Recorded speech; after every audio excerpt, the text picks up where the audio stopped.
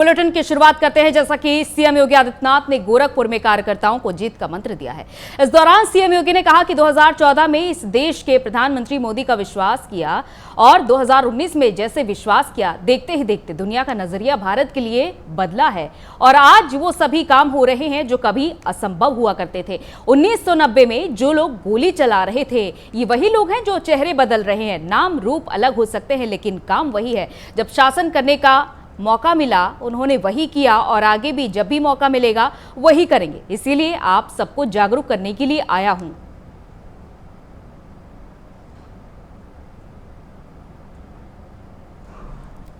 इस सफलता के लिए सबसे बड़ी बात होती है कि हमें कार्य की जानकारी हो, हमें क्या करना है, क्या नहीं करना है।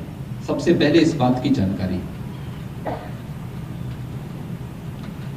क्या करना है क्या नहीं करना है, इस बात की जानकारी हमें होनी चाहिए। दूसरा, हमारे मन में जो करणीय कार्य हैं उसके प्रति एक इच्छा शक्ति भी होनी चाहिए। इच्छा शक्ति का मतलब उत्साह होना चाहिए, उमंग होना चाहिए। और फिर उस उमंग और उत्साह को एक सकारात्मक दिशा देने के लिए भी जब हम एक सार्थक दिशा में बढ़ जाएंगे तो हमें सफलता प्राप्त होगी। आपको सफलता से कोई रोक नहीं पाएगा।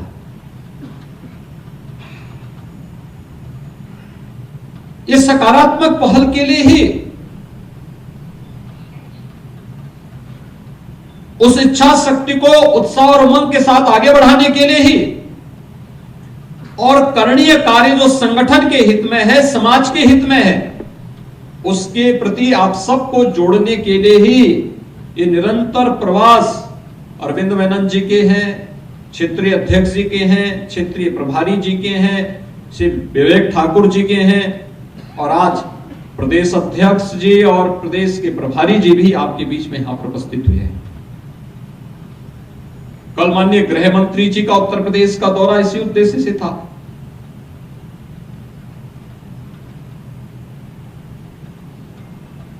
केवल अपने लिए जीना ये कोई जीना नहीं होता है।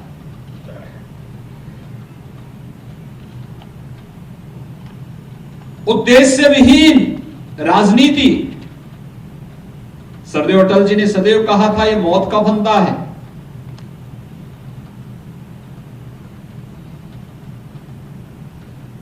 हम चेहरा देख करके बदलते जाएं तब तो फिर पा गए थे आप राम जन्मभूमि।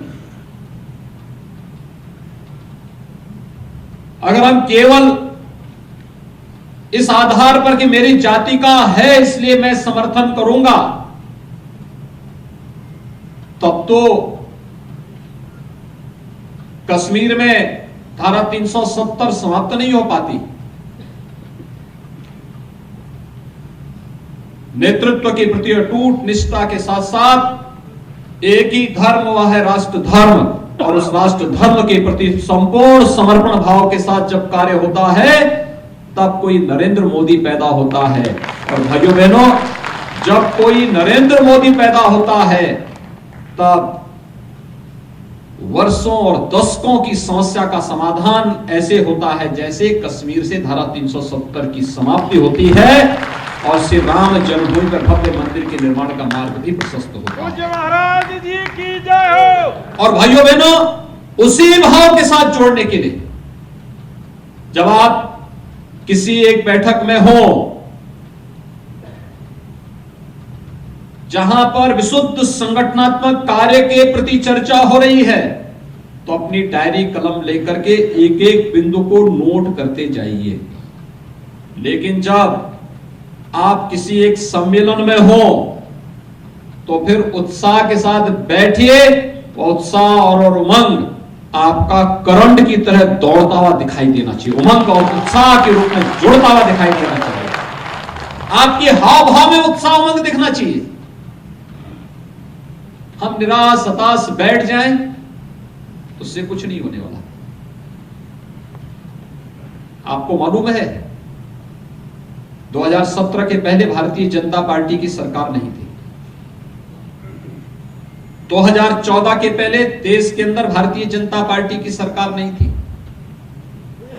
तो देश के अंदर भारतीय जनता पार्टी के सांसद कितने थे उत्तर प्रदेश से? मात्र 10। 2014 में कितने बने?